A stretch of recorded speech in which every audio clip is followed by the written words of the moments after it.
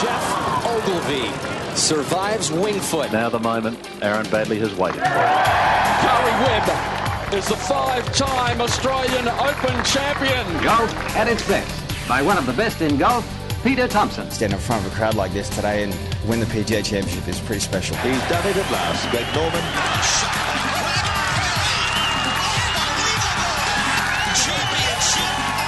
Matt Jones gets his name on the Stonehaven Cup. Leishman to 11 under. Now we've got a new leader, kids. There it is! Adam Scott.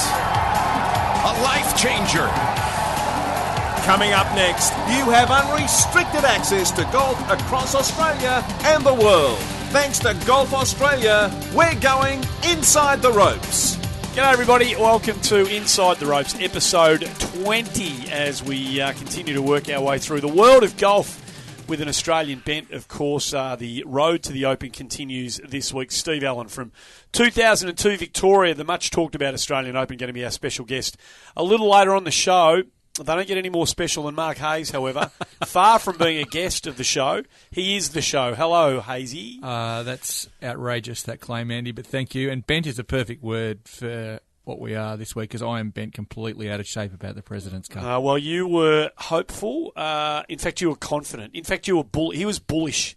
Alison Whitaker, who was here last week, you sensed, you saw it, you were close to the overt confidence levels of Mark Hayes last week, and they counted for the big fat donut. I feel like, well, I'm not sure who was more disappointed last weekend, whether it was the internationals or whether it was Mark Hayes. I don't know. I pictured him in fetal position with a cup of tea, just crying himself to sleep. Monday morning, our time. Well, sadly, and what we're going to try and do today is come up with a blueprint to save the President's Cup, because I think a lot of us feel like it's on the cusp of relevance. And it needs something. It needs something to be looked at. And part of the problem, Ali, is that the pain and suffering that he felt is not shared by that many people. In fact, not shared nearly by enough people. Too few care enough about the President's Cup to get curled up in a ball and not want to come outside for 24 hours after the sort of performance that was dished up. Well, I think, and I've had a couple of chats with players this week, and that seems to be the common theme, is that the Ryder Cup is number one, President's Cup is supplementary. So how do we start a discussion where we can get it up on the same level? Well, it doesn't need to be, does it? I mean, I don't, as somebody who wants to see Australian players given the opportunity to participate against the United States, the number one target in world sport and golf, in a team's event, I don't think for me, it doesn't need to be as big ever as the Ryder Cup. It just needs to be a legitimate event in its own right, that somehow we can build a team ethos and a genuine spine, and make it meaningful. At the moment, it's as much as we might want it to be. And we talked about this last week. I'm going to ask the question, what is it? Why are we doing this? What's it for? It just doesn't feel like we're any closer to having it stand on its own 2 feet for any real reason. Well, when I look at the biggest area of growth within the last decade of golf, it's Asia, realistically. So I think they deserve a spot to be, tit for tat with some other team competitions on the men's and women's side. And that's only going to get stronger too.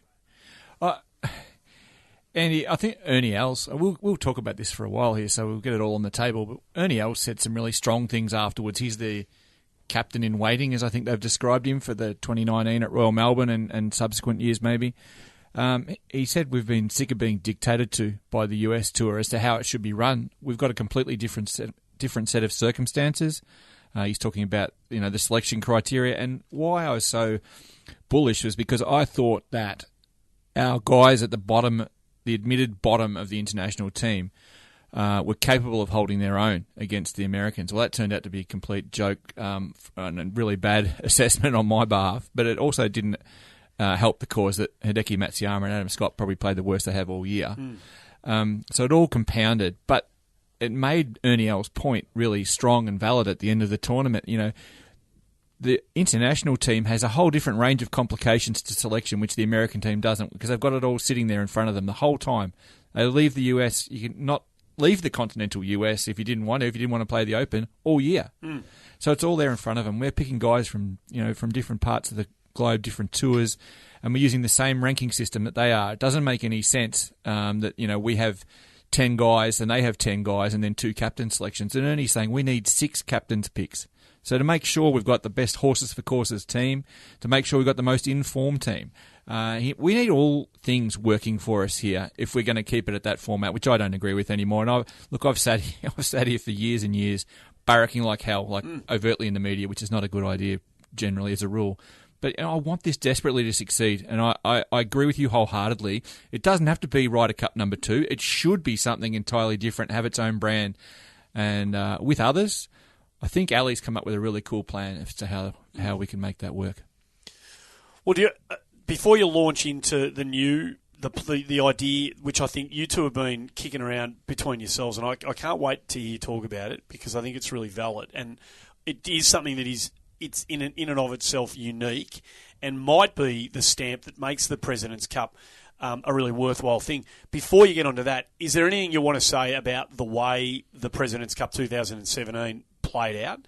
Just in terms of the obliteration, the complete and utter dominance, the fact that it was lucky to get into a final day. I reckon, if you wanted to be brutal, you could ask a few questions about what happened at the end of day 3, if you wanted to, about putts being conceded and making sure this thing went to a final day, because it was pretty close. It was pretty close not getting there. It was unprecedented stuff, really, wasn't it? The concept of the tournament being over before singles had even come about. And it's started, a very interesting conversation in regards to selection criteria, just touching on what Hayesy said. The Women's Solheim Cup team, the 2 tours, and the way that they select their teams are very different. The US side pick 8 off points, 2 off world rankings, 2 captains picks, whereas the European side has 4 off points, 4 off world rankings, 4 picks. So I do think there is something in there that can be moved around to potentially find a more even competition. But I mean, essentially, the internationals had to play their best golf going into it, and they didn't. But had the singles been on day 1 and they shifted it around, given the record and historical data that they would have put together, that's another potential solution that might help going forward as well. But I don't know. I think personally, the way that I'm thinking about the rejig of the structure is 2021. I do think we have a right to go back in 2019 to the site of the one win that the internationals had at Royal Melbourne. Obviously, I'm biased because I live right by Royal as well and love it. But I do think that's an important, a cycle to go through and to go back there and be like, all right, well, maybe it's a golf course. I thought I saw your house on Airbnb for like $5,000 a week or something. $5,000 a night, I think. A night, okay. I just there's so many things I could talk about, Andy, and I really sat down to write a story, which is on the Golf Australia website as we speak. It was a really painful exercise to write it, because I had to sit down and actually reflect on what it is that motivates me to be so caught up in the President's Cup. And I admit that I'm in the 1% that is, but it was really galling to say the Americans are better than us. It stands to reason by the world ranking, so that's obvious, and I know that. But they putt better than us.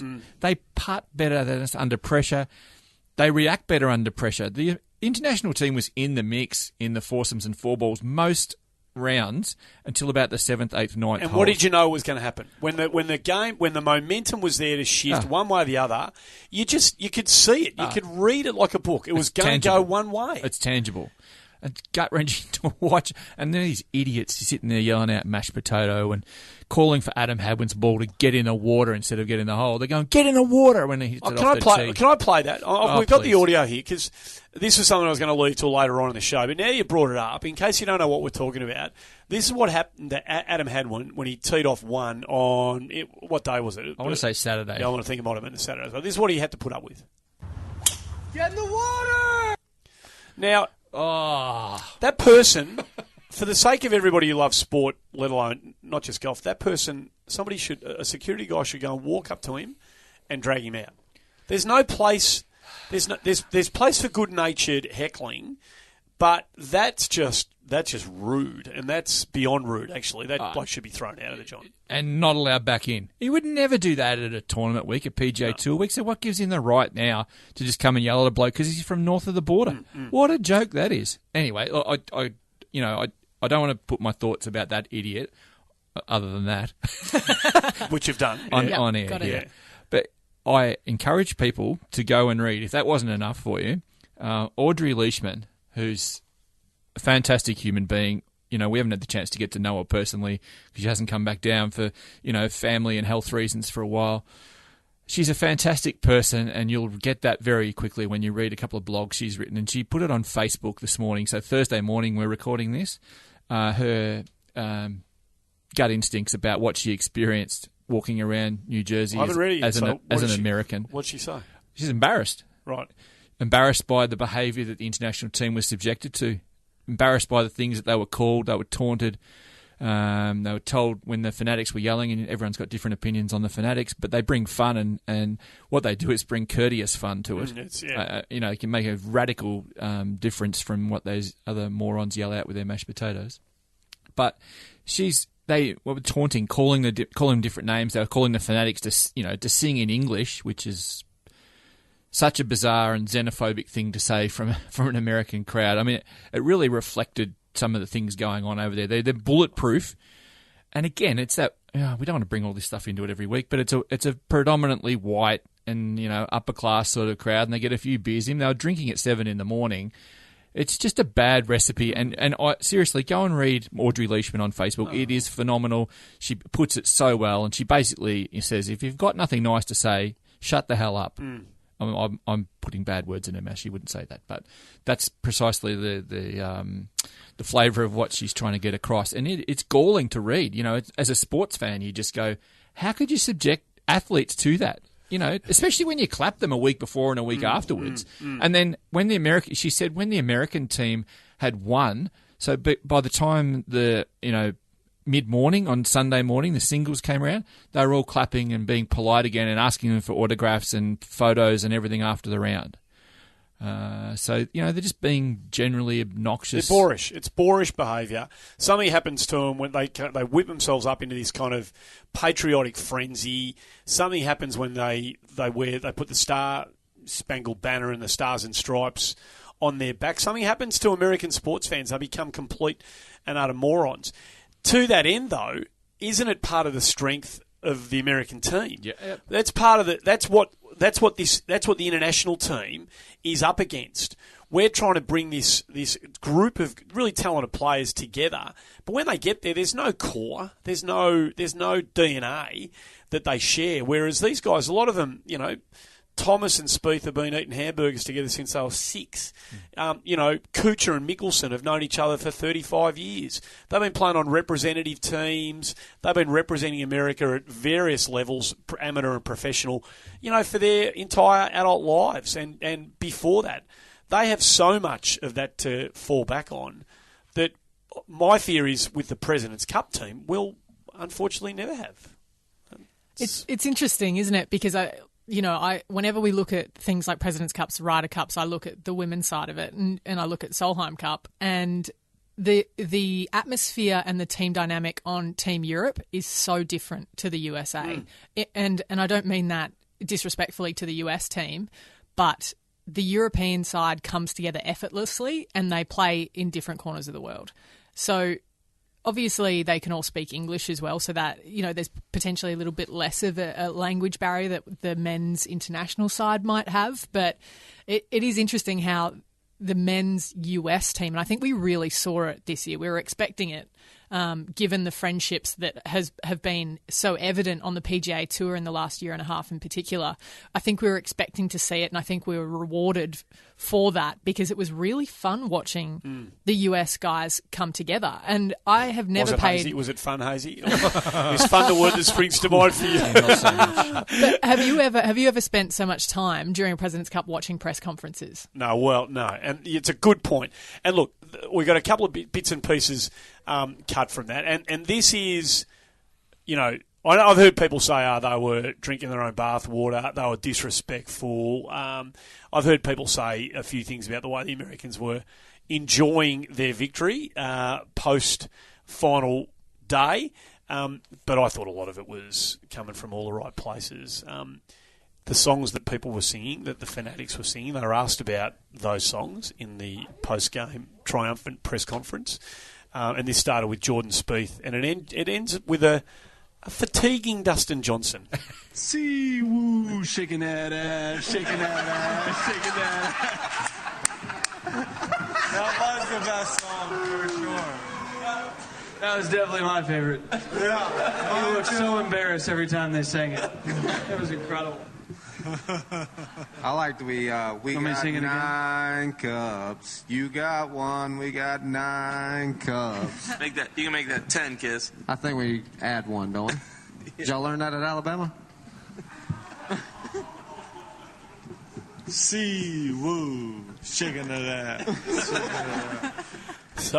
So that was DJ at the end, and it all started with their. I think he just picked it up from the first time they were singing it. I think he might have been enjoying victory a lot. I tell you what, Andy, you've got other things you want to say there, and I get that. I'm sorry, I give him a complete leave pass for being excited after a victory. Yeah. And further, I mean, I don't hate the American athletes. I just hate what the crowd becomes around watching them. So there's some really nice guys in that American team. I don't like watching Phil Mickelson celebrate at the best of times, but it doesn't mean he's a bad bloke. It's because he's got the worst fist bump in the game. Well, if you watch him, it's so unnatural. We actually make fun of it kind of on tour a little bit. He needs to get back in front of the mirror while he's doing the range work. Just practice that because it's rough. Well, Matt Kuchar, I digress. And Matt Kuchar was sitting alongside Phil Mickelson at the end of it all, and he did underline just how good this group was, this American group was, that competed in this year's President's Cup. This team was just an amazing bunch of guys, amazing performance. Everybody was on great form. For us to have, we had 11 guys in the Tour Championship. Everybody except Phil Mickelson was at East Lake. It was like, how many times does that happen that you get 11 out of 12? If it was only for Phil, we would have had 12 of 12, but Phil was not there. And so if we were one guy short of having an entire team there, and if Phil was there, that would have been the whole team. Like, how many times does a team ever had that many guys playing that well to make the Tour Championship? It gave me a chance to go home and work on my game in case it did come down to my singles match, you know. God, Justin, tell him how great Eastlake was.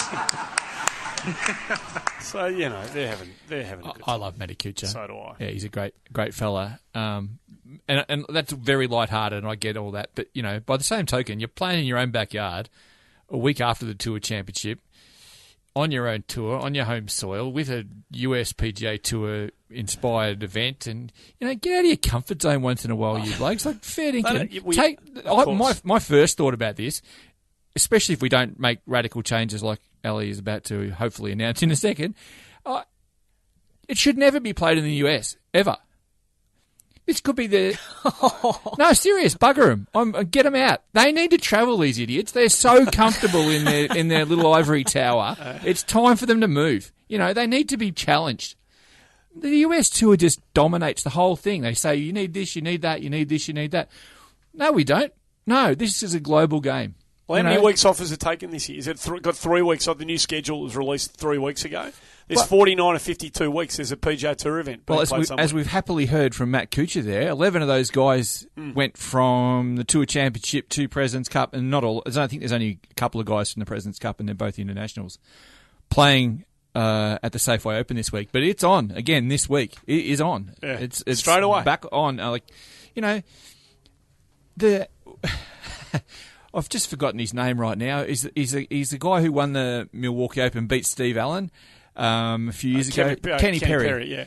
Kenny Perry decides not to play the British Open a couple of times because it doesn't fit in with. He doesn't like to travel, and it doesn't fit in with his schedule. That's the Open Championship. I'm not. They all haven't got this mentality. Matt Kuchar travels like a beauty.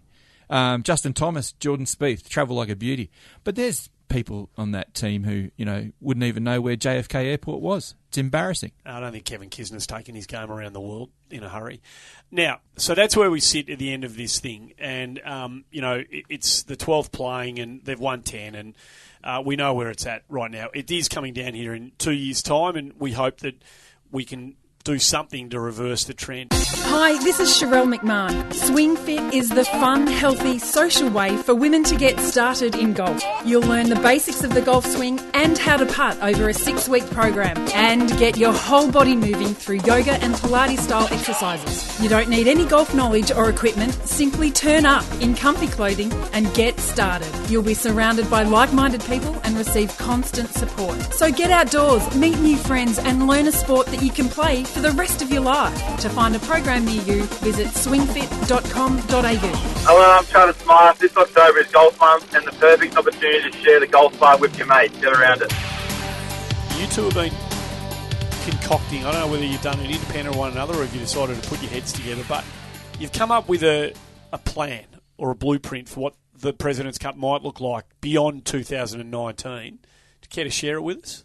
Well, I think we just have a real opportunity at the moment, given the nature and the ongoing strength and growth of the women's side of the game, to really, shake things up a little bit. I talk about 2021. I was sitting and watching it and thought, stuff it, I'm going to start writing up a structure. I'm going to throw it out there and see what kind of traction it gets. It got a decent amount of conversation started, which was really cool. So my suggestion was, I think I originally wrote 10 guys, 10 girls. I think a lot of people are saying 6 of each. I don't think 6 is enough. I think it needs to be 8 to 10 players, male and female, on the men's and women's side. You can start the week with individual foursomes, so girls playing together, boys playing together, or you could mix them up, and that was one of the things that I was unsure of. But I just really genuinely wanted to start seeing if that was something that people could get on board with. And so then you go through, and obviously 2 players,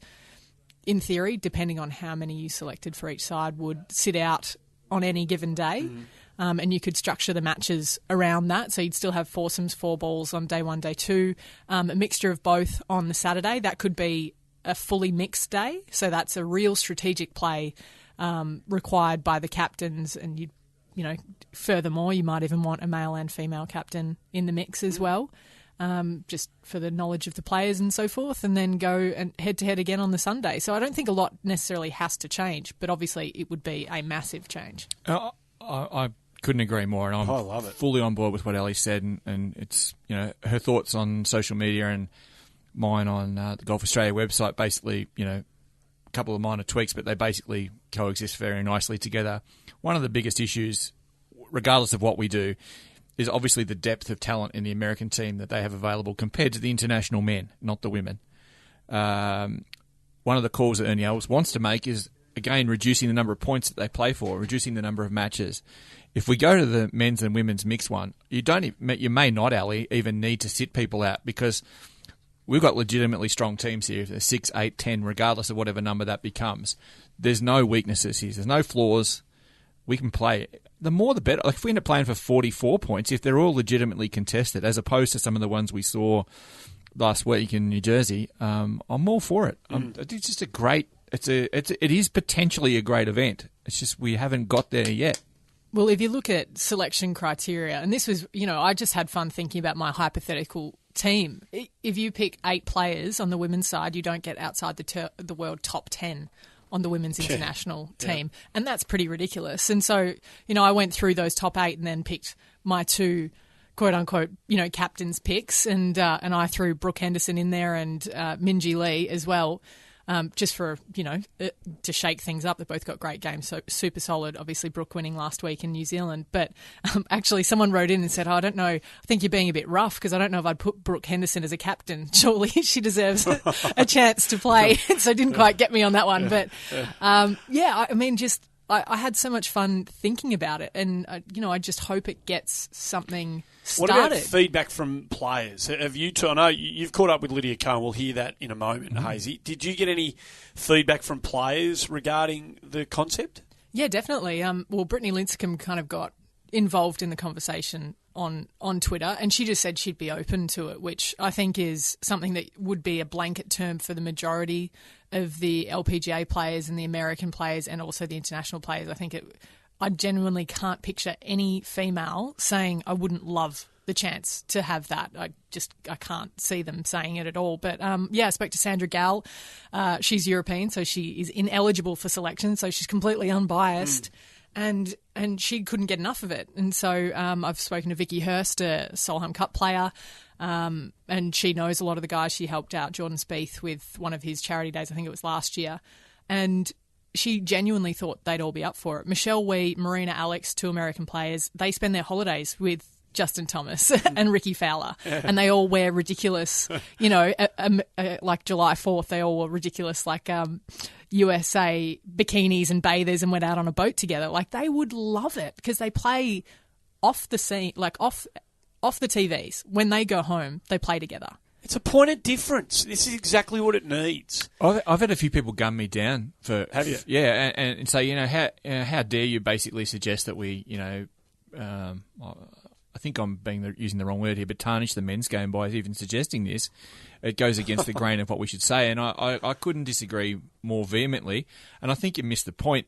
Those critics have missed the point. It's not only a matter of making it a mixed event. It's about giving it an identity of its own and making it something that the world's media and fans from every part of the world will thrive to see. They'll be up and about to see it, and it won't change regardless of the result. It'll be something that we could hang on to for quite a while, and it's different. It's totally different.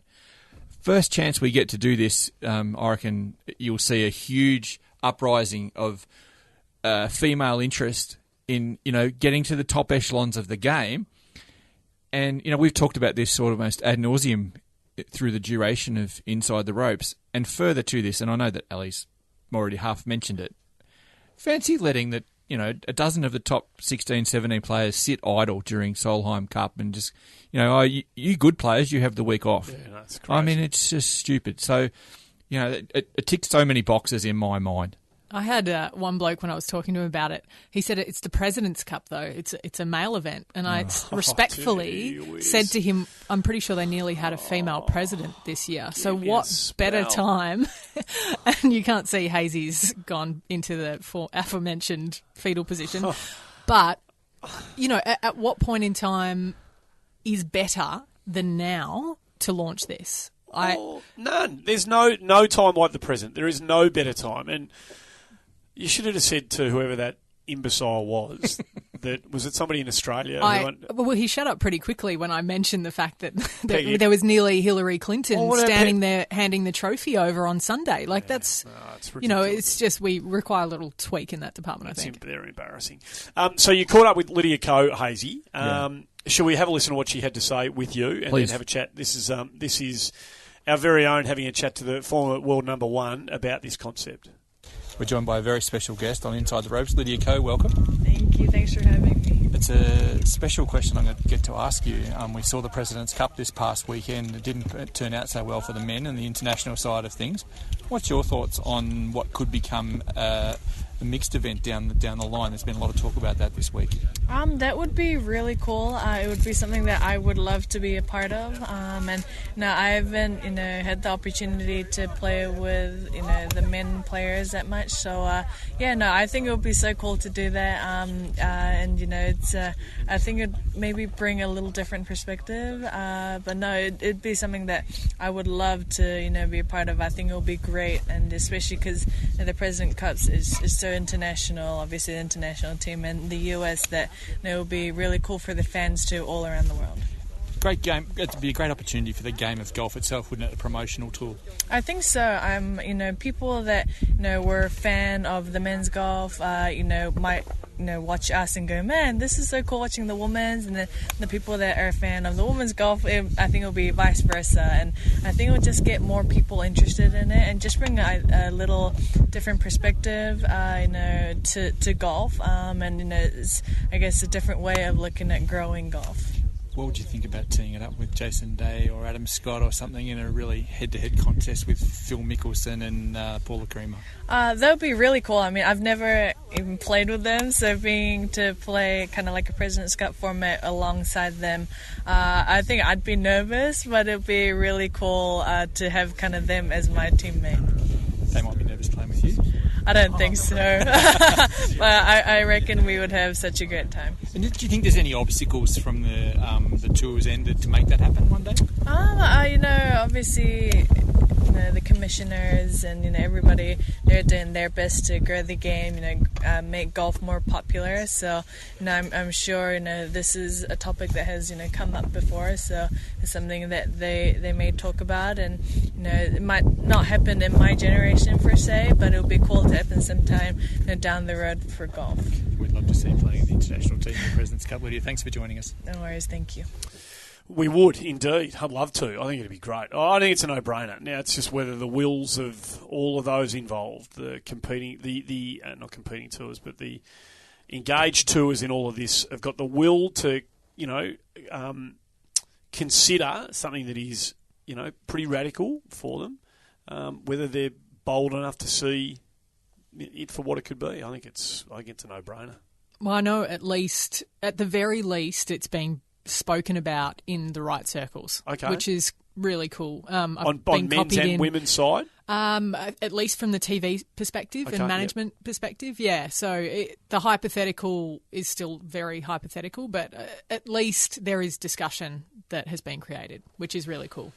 I thought we were making headway towards an event in Hawaii that was going to be similar to the Victorian Open. At the start of the year, there was talk 2 to 3 years ago of an event in Hawaii right at the start of January where the men's and women's tours came together, and for whatever reason that hasn't happened. And I sort of get the feeling that the PGA Tour has backed away a little bit from hitching its wagons to the LPGA, which I think is disappointing in the first place.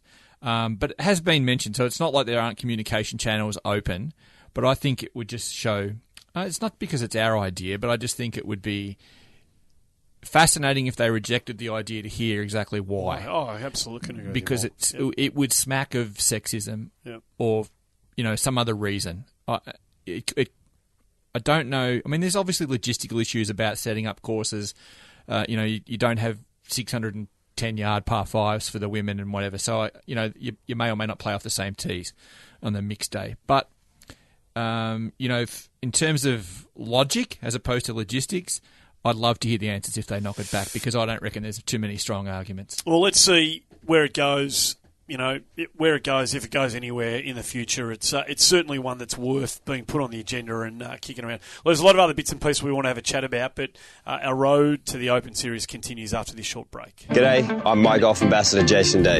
I'm really excited to be an ambassador for My Golf, Australian Golf's national junior program, jointly run by Golf Australia and the PGA. My Golf is every Aussie kid's first step on their golfing pathway. It's all about teaching children the basic skills of golf in a safe and healthy environment, and just as importantly, about the life skills that golf can teach you that distinguish our sport from the rest.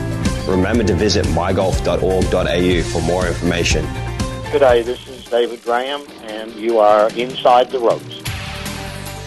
Time now for our road to the Open segment to continue. We go back to 2002, one of the most talked about Australian Opens in our lifetime. Without doubt. Al and Hayesy, for a lot for the right reasons, unfortunately some of it for the wrong reasons at Victoria. And the man that eventually won that tournament, which was reduced to 3 rounds, of course, back in 2002, was Steve Allan. And he joins us from over in the US of A, where he's preparing to play in the first of the PGA Tour events for the year. And it's great to have you on Inside the Ropes, Steve. Thanks for joining us, mate. No worries, guys. And I should say for the season, not for the year, of course. 2002, we go back to the Victoria Golf Club, the Australian Open that you won. What do you think about first, your triumph or the controversy that sort of befell that tournament? Definitely winning. I mean, it's the highlight of my career, winning, my national Open, and it was at home. At the time I was literally living, 5 minutes from Victoria, and, my family were there, most of my friends. It was a great week for me. I understand why people talk about that incident, Andy and Stevie. I just put it on the record now that my thoughts on this are, has thrown up a champion who holds the Stonehaven Cup just about as dearly as anyone who's ever won it, and has carried it. I don't think you've missed one, Stevie, since, and I just think you always make an effort to come back, and it does play a huge role in your life, doesn't it? Yeah, it was. I mean, it really was. It was. I'd been playing well that year without having any great results, but I actually remember when I heard that the tournament was going to be at Victoria. Playing state golf in Victoria. When I first turned pro, we had the Vic Open at Victoria. We had the Australian PGA at Victoria, so I really knew the course well and I loved it. And when the Open was held there, I really looked forward to playing it. And I was a little fortunate in that that year I just scraped into the top 150 on the PGA Tour, which meant I didn't have to play the second stage. Otherwise, I would have missed the Open. And so maybe it was meant to be. I snuck in. I think I was 149th. I was playing well at the end of the season. I got back to Australia, a week before. The greens were rock hard. I had a practice round out there with Jeff Ogilvy, the week before, and the greens were already... You could tell there was going to be some issues because they were already brown on the Friday before. But I had a week to get back used to sandbelt golf and the firmness of the greens, and I played well. I was working on some good things with Lynchy at the time, and it all came together. Steve, it's hard enough to win an Australian Open as an Aussie, at the best of times. How did the controversy of that week factor into your, I guess, your game plan, but also the way that you handled all of the pressure in what was a pretty all-star cast that week? Yeah, it was a really good field. I mean, I think barring sort of at the time, like, Norman and Elkinson, I think all the other good Aussies were there, and we had Charles Howell and obviously Rich Beam, who was the PGA, the US PGA champion. So the controversy really didn't. It was a talking point, but it really didn't enter into my game plan. I mean, the game plan was there because the first day, if we had kept playing, it would have been extremely difficult. So you would have been really, really grinding and really just trying to make pars and not rack up big numbers. But once that was over, it was more about just trying to play, and the course was perfect after that. I think they fertilised it and watered it, and really the way the course was on Friday, it was the way it should have been on Thursday, and it would have got a little firmer during the week, and it would have been a perfect Melbourne setup. But so really the controversy didn't play into it. It was just a matter of getting on with it and really trying to play well.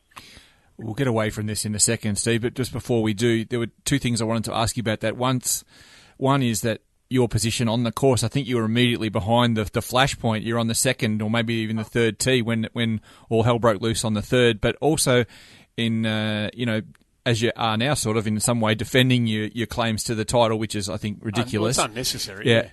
You rightly point out in a subsequent story you did with Martin Blake that, you went through all the rigours of a champion and stood on the first tee on the last day nervous and had to fight off a fantastic field. There's no asterisk next to it in your opinion, is there? Yeah, no, not at all. I think if I had, if I'd have been leading on Saturday night and the last day got washed out, well, I'd be happy to take the asterisk. But, it like you said, the hardest thing to win in golf is to be there and go through the last day. And, sadly, I haven't done that at other times in my career, but that week I did.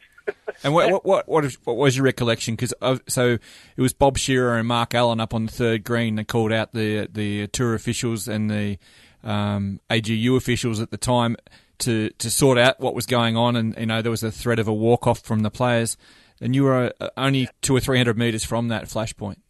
Yeah, I was. I'd hit my drive on the third. I think I was in the left rough.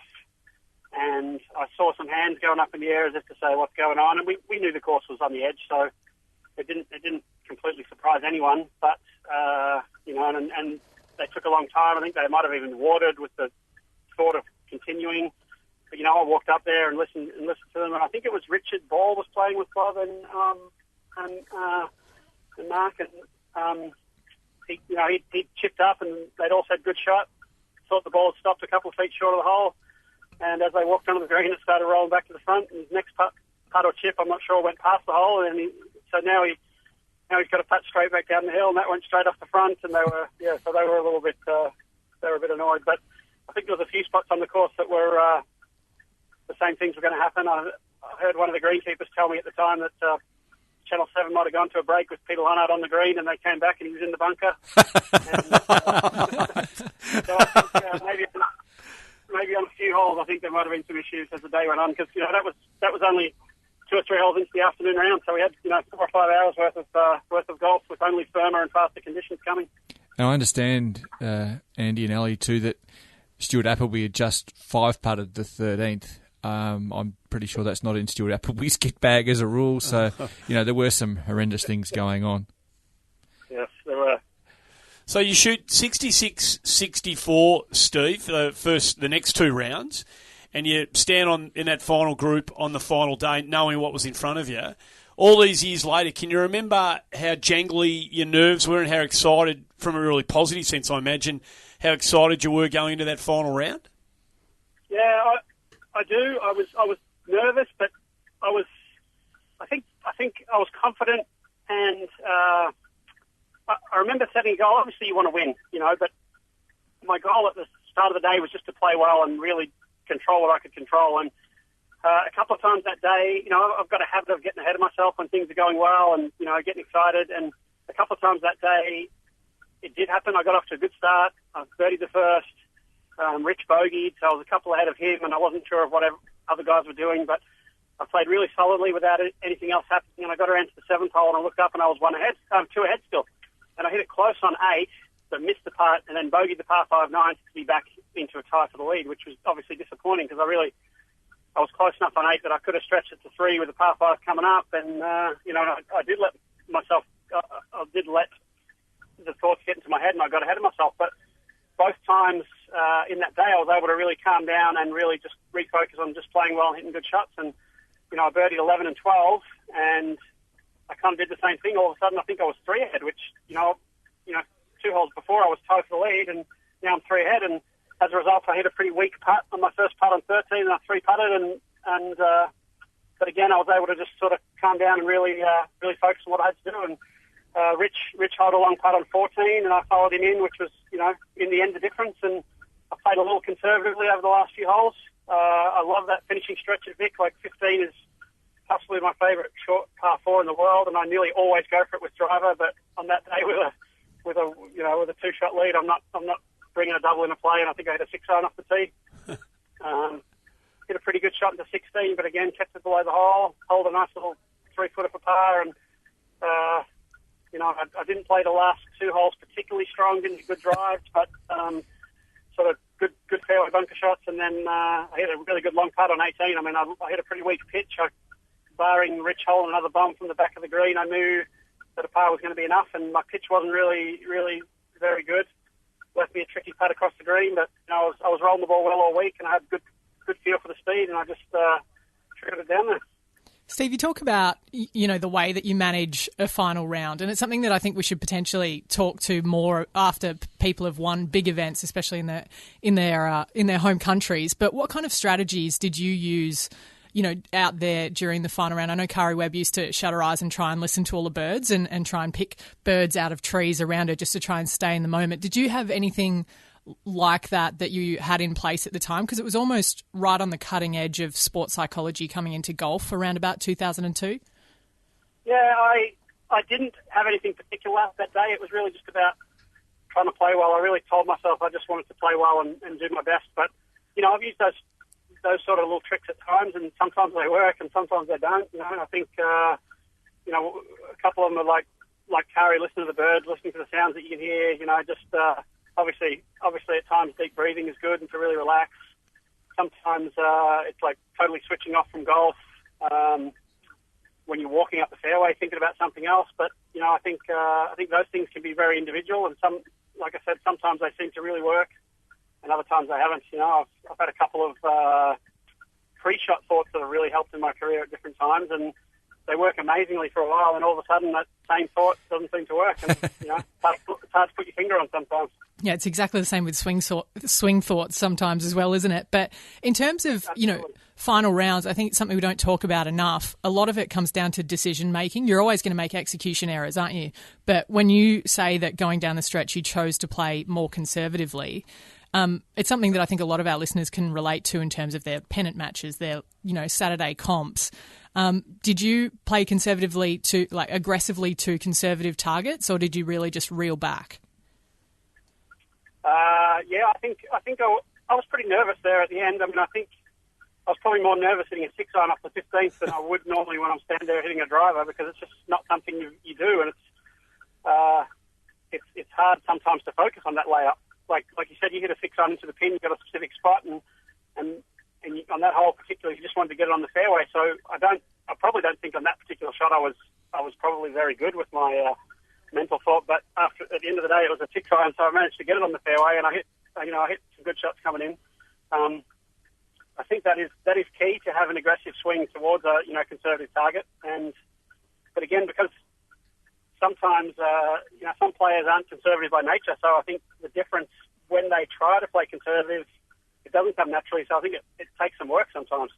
I think it's something that you have to be ready to do in lots of situations, really. I mean, anytime you're in contention, you've got decisions coming down the stretch, but most of the time, the best thing you can do is play as well as you can for the day. Because, for example, on that hole, if I'd gone for it and messed it up, well, most of the time I'd be happy to take that risk on that hole because it's the risk of making an eagle, an easy birdie, as compared to a wedge, which is still a tricky wedge and a tricky green. But you have to be ready to do that and play conservatively or aggressively. And the finish at Vic with 2 par 5s is a pretty good example of that. I think more so some of the holes with water, when you get to the last hole, you want to know where you stand from that situation. But before the last couple of holes, you really just should play as well as you can, I think. And I think the key thing is to feel comfortable with the shot. There's times that you might be aggressive and think that the shot, people watching might think the shots are, what is he doing? That's silly. But if you're really comfortable with it, you've got to be bold sometimes to win. So I think the key is to really be comfortable with what the shot you're doing, the shot you're preparing to play. It's fascinating to hear you say that because Robert Allenby, a few groups ahead of you, had absolutely made a meal of the 15th, drove it into the bunkers left and had 3 in the sand and made a bomb of a putt for a 5, which when he derailed himself there, unfortunately. I wanted to take you back to the 11th, Stevie, if you don't mind, and 12th actually in particular. You hit a fantastic approach into 11 green, made the birdie. And then in the walking commentary, the incomparable Paddy Welsh is describing Rich Beam's decision on the 12th tee now to take a driver and take on the bunker on the right corner. He's been trying to outmuscle the course all day. You take a metal 2 wood, 2 metal, whatever you want to call it these days, and knock it down the left into that wide open space between the 12th and 13th fairways, just playing your own game. How important was it to, not get caught up in the USPGA Champions style, and also for you to see the sort of, trouble that he was generating by being aggressive? Yeah, I think in that particular case, I knew the course well enough that yardage off that tee gave you, if you hooked it, you were going to be fine. And that was one of those holes that I pretty much would play that like that all the time. You'd hit that shot, you'd try and hit the fairway. Those bunkers on the right were really tricky. You just did not want to be in those up against the lip. So if anything, I would always favour the left. And I think from memory, I sort of overhooked it a little bit, but there was never any trouble out there. So I remember taking a bit of time to get the line on the second shot, and I was, pretty comfortable with it. Like I said, I played Vic so often at the time that I knew the course, really well. And I think the shot in on 12 was one of my best ones for the week. I think it was a 7-iron from memory, but I knew I hit it well. I hit it right where I wanted to, and walking over the hill and getting down there, and it was only 3-4 feet away. It was good. So you said before, just before that bit that Hayesy took you back to, Steve, you said before that what happened on 8 and 9, you had got you allow yourself to kind of get ahead of yourself in the round. Can you remember what happened when you do get ahead of yourself? Can you remember what that sounds like in your own head? What that actually looks like? I think it's just a case of you don't then really fully get into the shot that you're on because your mind's just not quite, and it's really subtle. It's one of those things that sometimes it can start to happen before you really even know it's happening. Yeah. But when you look back, you're like, that wasn't that hard a shot. Why would I have done that, and why did I do that? And the big thing for the Australian Open for me is I had a couple of chances of my career to win good tournaments before then. I'd won in Germany. I'd had a chance in Dubai, and that was one of those ones I went for it on the last. And I hit it in the water in Dubai, but I don't regret it at all. I just didn't execute the shot well. But at different times when I got in contention, I definitely, I got a bit excited. And after the Australian Open, I actually really thought I'd got on top of it. The day that I was able to really, next time I'm going to be up there, I'm going to be good, and I'm going to, be able to handle it and not get ahead of myself. And I didn't. Unfortunately, I had a chance to win in Milwaukee on the PGA Tour, and that was one of those times I really could have won just as easily as lost, but I probably just lost my focus a little bit because I thought I was chasing Kenny Perry all day. I'd made a lot of birdies. Every time I made one, he made one. I kept being one behind. And I birdied the 14th, and I looked up, and all of a sudden I was 3 in front because my birdie had happened when he made a triple. And it completely shocked me because I didn't expect to have to play the last 4 holes from 3 in front.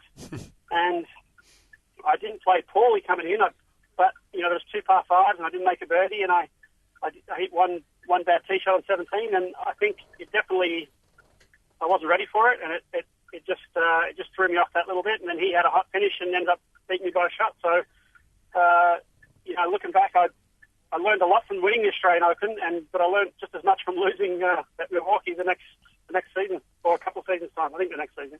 Yeah, you raise a really good point, Steve, in that a lot of being in contention truly is trial and error in so many ways. Did you experiment? You mentioned that you weren't prepared to play the last 4 holes 3 ahead. Did you have, throughout other events that you were in contention, did you experiment with not looking at leaderboards and that kind of thing? Yeah, I have actually, and it helped me quite a few years later. I had a little good run at the end of the season in, I think, 2008, and I played at it was actually Dustin Johnson's first tournament win in upstate New York in the fall series, and I didn't look at a leaderboard all day and ended up coming third. And I didn't really play that well, but I just hung in there and I did as well as I could in the day, and I didn't look at a leaderboard until I was in the bunker, greenside on 18, and I knew I needed to get up and down to tie Matt Goggin, and I looked at it, I'm like, that was motivation to get it up and down and come third. And a couple of weeks later, I was playing at Greyhawk and was playing quite well again, and had a chance going into the last day. And I made the point of not looking at the leaderboard, but my game was getting a little bit scruffy, and I could tell I'd dropped off. And I actually looked at the leaderboard to try and give myself a little bit of a G up and say, listen, you're not doing that bad. You can get back in this, So I think that's one of those things that's got to be a personal preference. Someone like Tiger clearly knew where he stood and knew what the leaderboard was saying and knew what he had to do, whereas other people, I think, it would have, no doubt in Milwaukee, if I had not looked at the leaderboard and been able to just play those last 4 holes, I'd like to back myself to have played them better and won the tournament. But you try to learn from these things and hopefully improve. So go back 4 years before you win your Australian Open, and you beat a really good field in the German Open, another national Open, over in Europe in '98. Can you remember how you got it done there? Yeah, that was a little bit.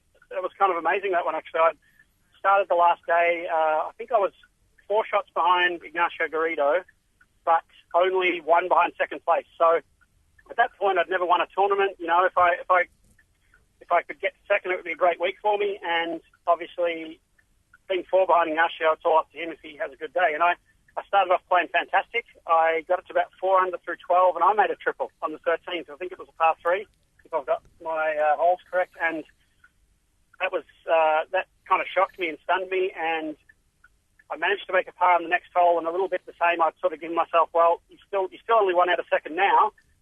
Let's try and finish second. It'll still be a great week. And I rolled a putt in the very next hole, which, I got to 1 back, I think, after my birdies. Triple made me 4 back.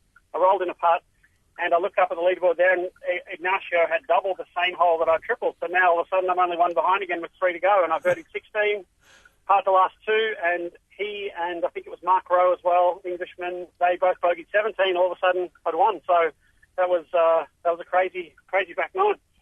Geez, your memory's really fading, Stevie. I can't believe you're struggling to recall all those shots, mate. Well, if I'd won a few more tournaments, I might be.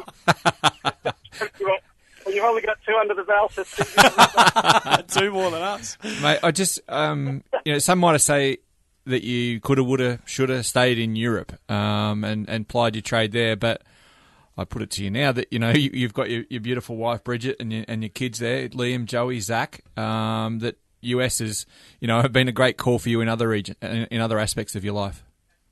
Yeah, absolutely. I don't regret leaving Europe. I mean, I think, growing up, you always wanted to play on the best tour in the world, and I came over, and I certainly haven't achieved what I would have liked to, but I had my chances, and maybe that a couple of those moments, things could have got going a little bit better if I'd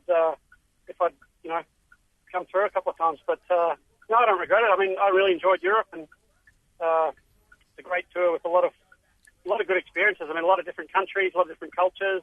You know, obviously a lot of travel. But once I had my kids, I mean, the US is, you know, it's pretty much home now where the family is, and so I don't regret coming over here at all. We should let you go in a second, mate. Let you tend to that blinker in the background. You've been turning left for a long time. Mate, I just wanted to ask you a couple about where you are at the moment. It hasn't been your greatest year. I think you'd say that straight up, but, you know, you've still got the fire in the belly. Am I right in saying you Monday qualified for the Safeway Open? Yeah, I did. I had a poor year on the web.com. I didn't play particularly well, and when I started hitting the ball well, I putted poorly, and it just the web schedule is pretty funny. We play not very many tournaments in a row at the start of the year, so it's very sporadic, and you play one, have a couple of weeks off, and then play two, and then all of a sudden you've got 12 out of 13 weeks, and you need to be playing well, and I didn't play well, and I never really quite got on top of it, and so I have to go back to the Q school to get back on the web. And I took the opportunity to come over here and play Monday qualifier. You know, I played a mini tour event a couple of weeks ago. I was planning on playing another one maybe in a couple of weeks just to keep sharp until the Q school. And then, in between second stage and finals, the Australian Open's on. And so plan on coming down for the Open and maybe even hopefully the New South Wales Open the week before. And where does it sit, just before we do let you go? I mean, in terms of when you sort of set out as a young pro with stars in your eyes, just sort of finishing where we started, where did the Australian Open sit for you, Steve, in terms of the things that you hope that you might be able to achieve as a professional player? I think it's pretty high up there. I think, it would be hard to say, obviously the four majors and probably the players stand above everything else.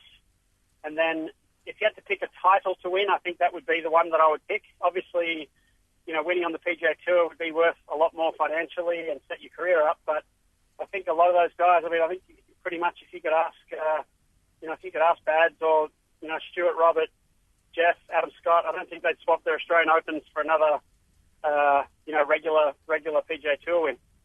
So it was pretty high up there. I remember the first one I went to was the 86 Open at Metropolitan, watching Roger Davis win, and I think as a kid I went to every one in Melbourne after that, and it was they're great experiences watching those guys when you're growing up playing the Australian Open. Obviously the Masters was huge back then too, but there's something about your national title that was a little bit more prestigious, I think.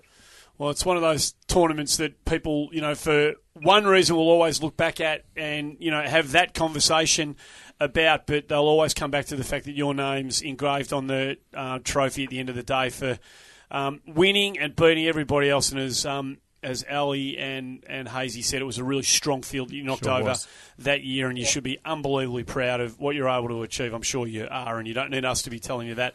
Great news, you're going to be coming down to the Australian later this year. We can't wait to see you do what you're going to do there and everything in between and thereafter, Steve. Thanks for joining us on Inside the Ropes. We really appreciate it. No worries. Thank you. Thanks, Steve. Cheers, Steve. Steve Allan, the 2002 Australian Open champion, joining us on the show. The Golf Australia website is now the place to go to look up your handicap and so much more. Whether you're out and about on your phone or in the office trying to avoid work, just go to golf.org.au and punch your golf link number into the box at the top of the homepage. Who knows, maybe that last round was just good enough to put you in single figures. While you're on the site, check out the daily golf results at your club, view our course index for up-to-date ratings, read the latest golf news from home and abroad, listen to Australian golf podcasts and interviews, and watch video tournament highlights or tips to improve your game. It's everything a golf tragic could want. Visit golf.org.au today, the home of Australian golf. Hi, this is Aaron Price, and October is Golf Month. Golf Month is the perfect time to share with your family and friends. So get out there this October and have a go.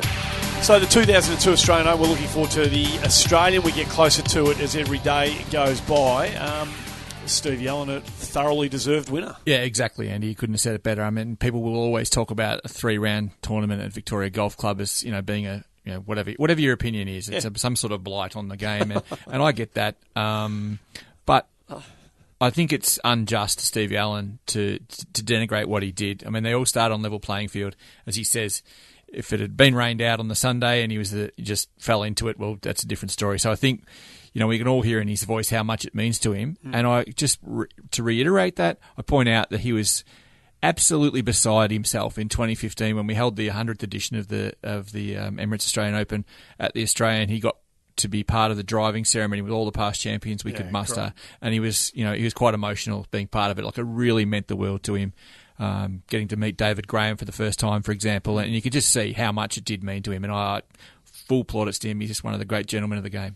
So weather was front and centre in 2002, Ali, and unfortunately, again, for the women's game, weather has been a major talking point at the conclusion of another previously a major championship and now at the end of an LPGA Tour event.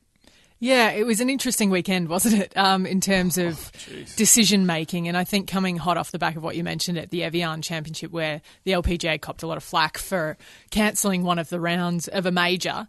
So essentially on the Sunday of the New Zealand Women's Open this past weekend, the players were sent back out. They had a ton of rain delays. I think they had about 5 hours combined of rain delays on that final day. And the LPGA have obviously sat down with promoters, organisers, sponsors, and said, what's our contingency plan? And they came up with the fact that they were going to try and finish as much on Sunday. I completely understand that. Girls have flights, so they're actually protecting the field and protecting the wallets of the players as well, trying to get that round finished. But what ended up happening was something off the charts, and I think we've got a little clip of what happened in the final group. Belen Motho, who was very much so in contention, I think she had a 3-shot lead, maybe going into at least halfway through the second round. And this is, just have a listen to this because things really got out of control. Get hurt with a stupid sign. I'm passing on what's coming out of the radio. Let me talk to him. These tours, we're like sheeps.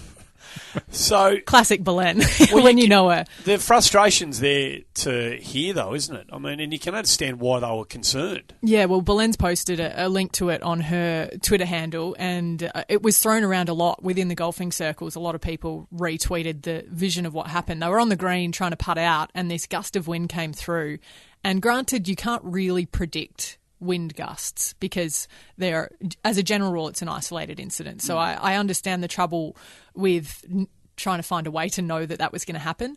But they were on the green and literally sponsor boards just missed Belen. She hit the putt, and that's something she doesn't get back. It's not like she can replay that putt anytime this year. So she's hit the putt, and then everyone, all of umbrellas and everything turned inside out. Brittany, actually, if you watch the vision, Brittany Henderson, Brooke's sister and caddy, actually stands in front of Brooke protectively because she saw what was coming and didn't want Brooke to get hit. And so it turned into this almost Twister-like vision. And it was, I've never seen anything like it before. And, we get... As a player, every now and then you get called precious and, it's raining and everything.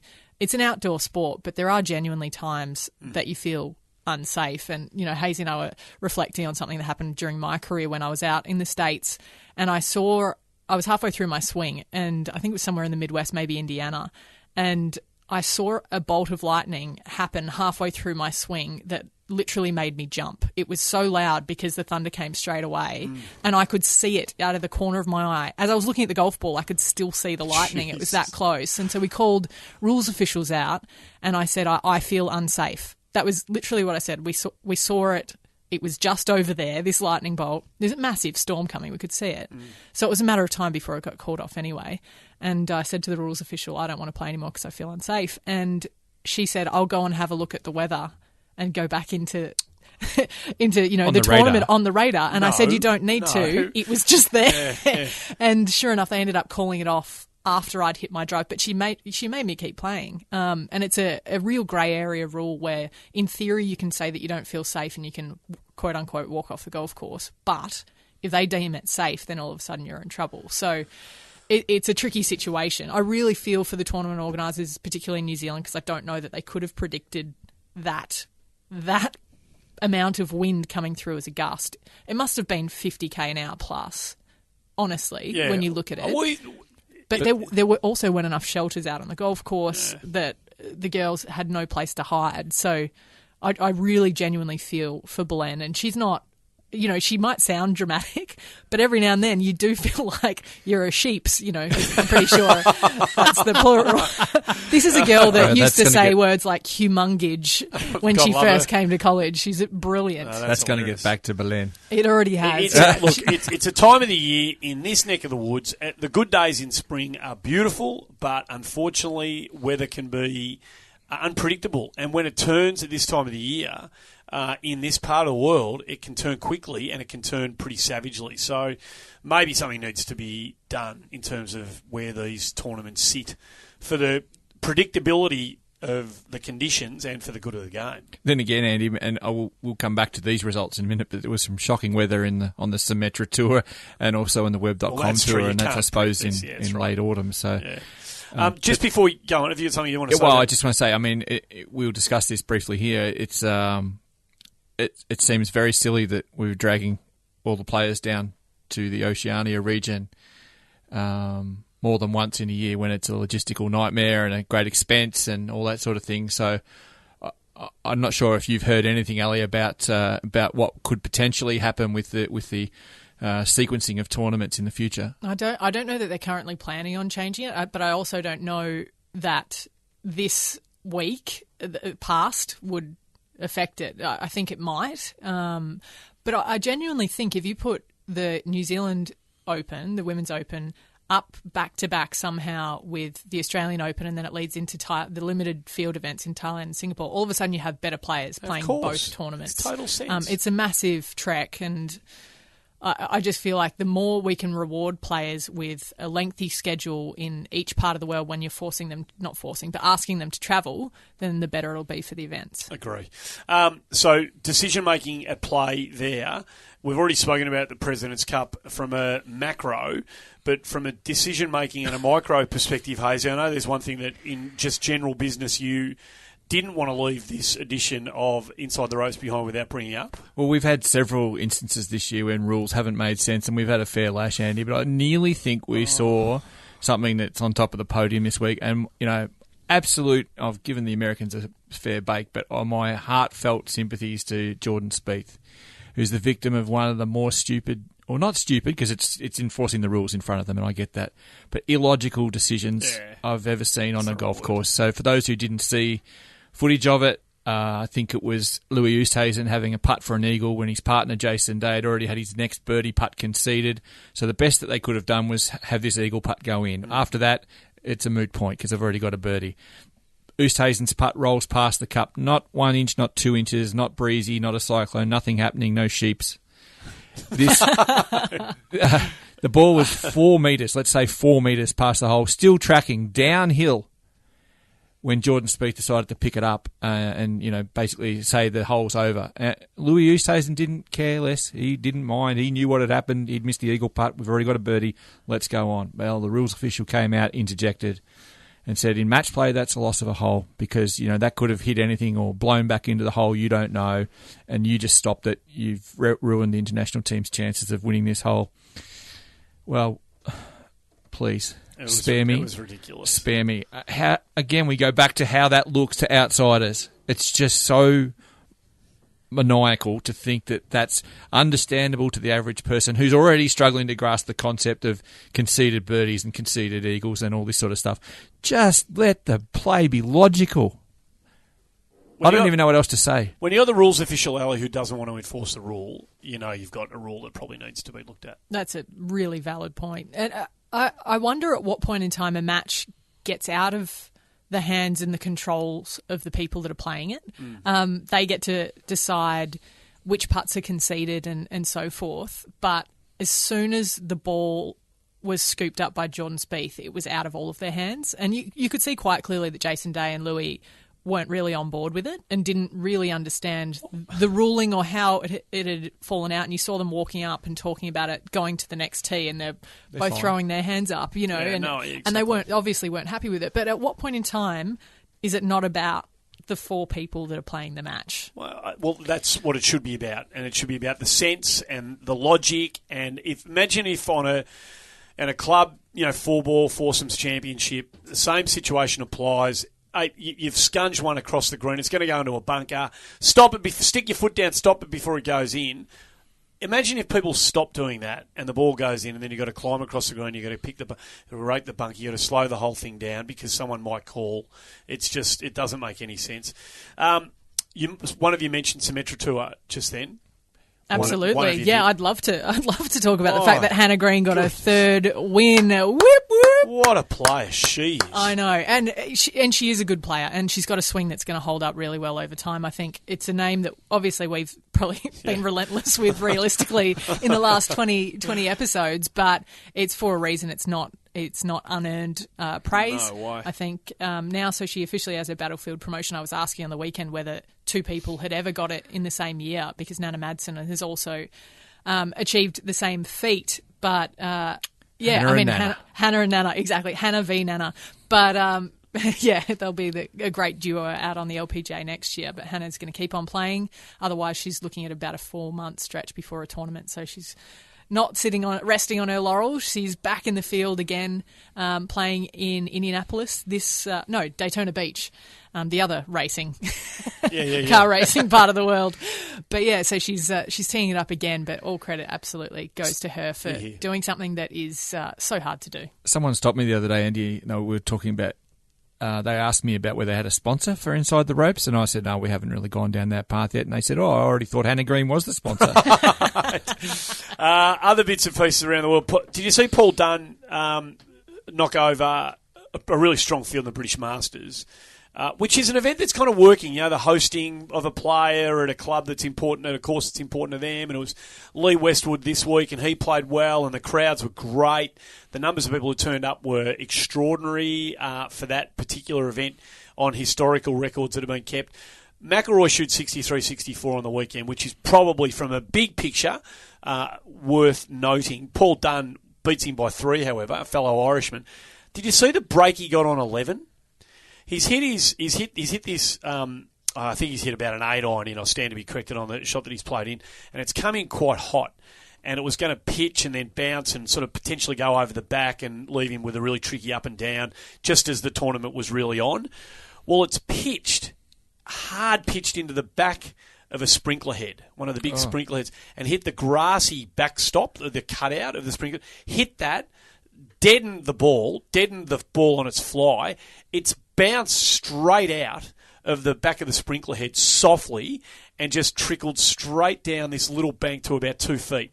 So he's made his birdie. He could have been looking at double, triple, it's a 3-shot swing, isn't it? Exactly. That was on the 11th in the final round. And then he chipped in on 18 to close the deal and win by 3. So that was pretty significant. I'm barracking for Marcus Fraser, who's a great friend of everyone here in Australian golf and a great friend of everyone. He's just having a tough time at the moment, Fraser. And he's teeing it up this week in the Dunhill Links. Yep. Well, I just want Fraser to get back to doing what Fraser does, if that's what he wants. If he wants to keep playing over there and keep competing the way he always has and flying the flag, he's just going through a bit of a rough spot at the moment, Marcus, and we'll all be barracking for him to get a result this week. The other result worth noting, it has to be noted, is what happened at the end of the FedEx Cup, the web.com finals. This is heartbreaking for Cameron Percy. It was great for Matty Jones, but this is heartbreaking for Cam Percy. And the way this plays out's odd. I can't get my head around how players decide not to play. They go up the money list. They jump the queue in terms of the final field positioning, and that forces players who are playing and playing quite well outside the top 25. If either of you can explain to me simply how this happens, I'm all ears. Are you kidding? How do you explain this simply? Don't know. No, I think it's a really good concept, but again, from a perception perspective, the public's got zero idea of how all this comes together, and you say you've got to finish in this position and take out the fact that other people have already finished in this position during the year and they're already exempt, and some people from this tour and some people from that tour. It's a really hard construct. It is. So, it makes it incredibly galling, I think, for Cam Percy. And let's go through this. He was on the bubble at 25 when we started the week. He was sitting T22 in the overall scheme of things when the final round finally started. He's that's overall. So T20 in the tournament, T22 in the rankings. Yep. He stayed, I think, top 20 or tied for 20th in the tournament in his last round, and went from 22nd to 29th. How? If that's explainable quickly to someone, I'd love to hear it. But I really feel for him, because we all said if he can finish around the top 20, he should be pretty close. And he was. And he should have been. But he isn't, and he's out. Now he's obviously got his web card, but that's gut-wrenching when you had a chance or one finger on a big card. So consequently, and full praise to Matt Jones for coming from 47th to 17th on the overall list, and he gets his card back, and he's playing in the Safeway Open this week too, alongside Steve Allan. So great news for him. Let's hope he comes back down to sort of, in inverted commas, I'll get this ding, ding, ding thing happening here in inverted commas, to defend his Australian Open Championship, because he couldn't play last year. So if we get some good news soon, he might be back to play at his home course again. Indeed. Any final words from either of you two?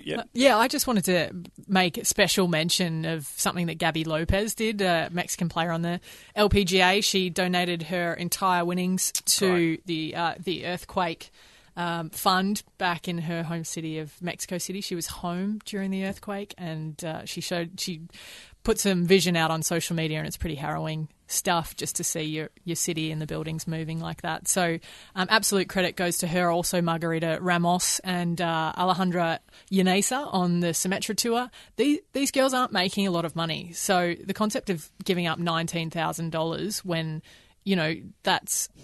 Once you take away expenses, so someone makes $200,000 a year, a lot of that goes to tax. You're spending $80,000 of that on expenses getting around on your caddy. Caddy alone is probably $40,000-$50,000 a year for a full-time caddy. So I just really want to tip my cap, and I love the culture that's coming from the women's side. I know it happens probably a little bit more behind the scenes on the men's side, but these corporate days they're putting together for charities, and obviously Stacey Lewis with the hurricane relief as well in Houston, giving her entire winner's check. I really love what's happening in the culture that it's starting up. You know what I'd really love, Ellie? I'd love to see Gabby Lopez, who's just a ripping human being. I'd love to see her make our mixed international team for the President's Cup in 2021 and take the trophy from Donald Trump. Oh, actually, no, it's not true, because I hope he's not in power still. But if he's still around, imagine if he had to give the trophy to a Mexican woman. Well, what a cracker that'd be. Lizette Salas is on the USA side, and her whole family is Mexican. So I know that they've been playing dodgy the Presidente, if you will, at the US Opens for the last couple of years, and the British Open, she was pretty keen to stay away from him. But respectfully, stay away from him. But it's already in the mix. Not so respectfully. No, sorry, Andy. I promised I wouldn't say all that stuff. I can't believe you've done it again. I thought you were going to go there. I thought you were going to go there earlier. You pulled yourself back earlier on the show. But just the housekeeping, obviously. Subscribe to the show. It'll be delivered to you easily if you do on Apple Podcasts, or for Android users, download the podcast app through Google Play. Get the show delivered to your device every Thursday. You can also find Inside the Ropes on Spotify and Stitcher. We'd love to know when and how you're listening to the show. If you're on Twitter, send us a tweet at @inside_the_ropes. Let us know when you're normally listening and on what platform. It's for our own little internal research reasons in here. When and how are you listening to us? Is it on Apple Podcasts, Spotify, Stitcher, GR, State website? We'd love to hear from you. So if you can be bothered letting us know when and how, do so, and you're on Twitter at @inside_the_ropes. Let us know. Have you got any other bits and pieces? Well, I encourage people to continue to leave a review. Apparently we've been stuck on 39 reviews for the past few weeks, and we'd love to crack 40, Andy, by next week's show, and we will continue to give a read out. So particularly if it's got 5 stars on it. Well, I'm just getting sick of creating accounts and leaving reviews, guys. So if you guys could all chime in, that'd be brilliant. 39 accounts, Ellie Whitaker. Consider it done. So we have kicked into Golf Month. Well and truly now. We've been talking about it for a couple of months, but it's game on now. So the first port of call for everything to do with this is the Golf Month website, which is golfmonth.com.au. Still urging people to get involved personally and with friends in particular, and also get your club and facility involved. You can do that via the website.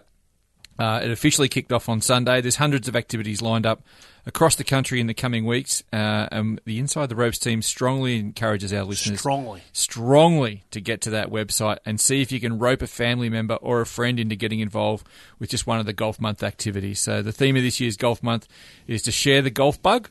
And we're sure just about all our listeners have that. So go and spread it and spread the love, Ali. Well, for those listeners that aren't in Melbourne, they probably don't realise how beautifully mild it is tonight. And so if your partner is thinking about going out to the range in Albert Park or Yarra Bend or wherever you may be, go out with them and just go and have a swing, watch them hit a small bucket of balls. I mean, I'm sure you could get a beer somewhere as well if you were that way inclined, and just go and get involved. Like, it's not going to hurt you, and it's a nice night to be out. The bride took me out for 9 holes the other day at the Cups course down at the Dunes. She hasn't played since the birth of our first child, which was 7.5 years ago. So it's the first time she's played since then, and she had 2 threes. She had 2 natural pars, not just awesome. 2 threes off the beater, and on those 2 holes beat me by 3 shots straight up on those 2 holes. I had a bogey and a double on those 2 holes. How many shots were you giving her at the start? No, I didn't give her any shots at all. She can play. I did birdie the first, so just for what it's worth. But she did. She had 2 threes, and what annoys me about people like this is they don't know.